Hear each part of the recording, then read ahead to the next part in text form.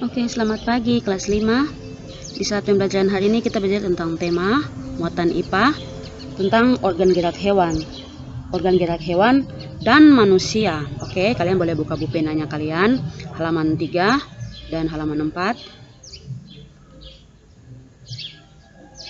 Ini halaman 4-nya ya.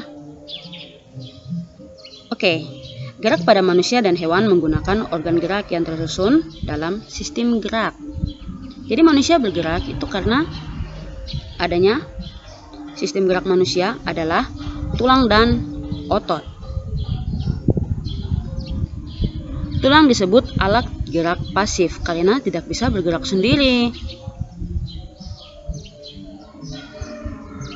Otot disebut alat gerak aktif karena menggerakkan tulang. Fungsi tulang, ya, tulang berfungsi yang pertama sebagai tempat melekatnya otot, ya. Jadi daging-daging kita ya melekat pada tulang. Kemudian yang kedua melindungi organ dalam manusia. Nih, tulang-tulangnya ya, melindungi kalian pada daerah vital. Kemudian yang ketiga sebagai pembentuk rangka tubuh. Yang keempat, tempat pembentukan sel darah merah. Fungsi otot. Oke, tadi kita sudah bicara tentang tulang, sekarang otot. 1. Menggerakkan tulang otot. Kemudian yang kedua, mempertahankan postur atau posisi tubuh. Bukan saja pada manusia ya, hewan juga. Yang ketiga, mengatur saluran dalam sistem tubuh. Yang keempat, mengatur suhu tubuh. Otot tersusun dari inti sel, kemudian di dalamnya terdapat serabut otot. Selanjutnya otot atau daging. Dia kekar sekali ya. Itu orang berolahraga. Organ gerak hewan. Tadi kita sudah bahas tentang manusia, kita lanjut pada hewan. Hewan yang vertebrata atau hewan bertulang belakang. Contohnya ada sapi yang terkategorikan hewan mamalia. Bergerak menggunakan 4 kaki, 2 kaki depan dan 2 kaki belakang. Kemudian ada kelinci, mamalia juga, bergerak menggunakan 2 kaki depan yang pendek dan 2 kaki belakang yang panjang untuk melompat.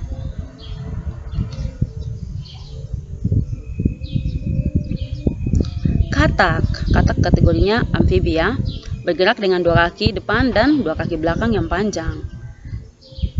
Sendi di kaki memudahkan katak untuk melompat. Ya, katak itu kan dia hebat untuk melompat. Kemudian 4, ada ikan atau Pisces, bergerak menggunakan sirip dan ekornya, dan ikan bernapas menggunakan ingsan.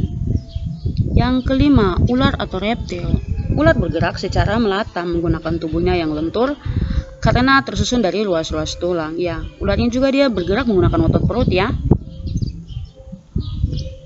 Hewan avertebrata atau yang tidak bertulang belakang. Yang pertama ada kupu-kupu.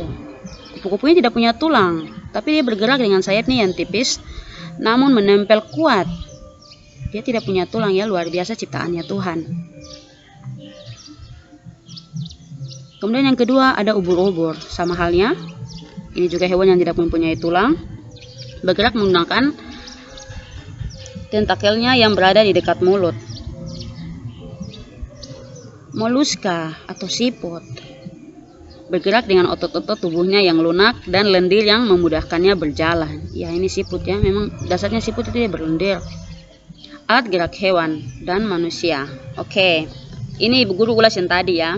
Alat gerak aktif yaitu otot dan alat gerak pasif yaitu tulang. Otot dan tulang saling bekerja sama sehingga dapat melakukan gerakan. Jadi kalau mereka tidak bekerja sama tidak bisa. Manusia dan hewan itu dapat bergerak. Kalau kaki kita gunanya untuk melompat, tangan gunanya untuk memegang sesuatu dan sebagainya ya.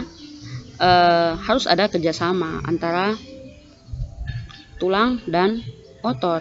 Kalian bisa lihat sendiri, boleh dibaca, ada juga di buku, kalian dapat memperhatikannya.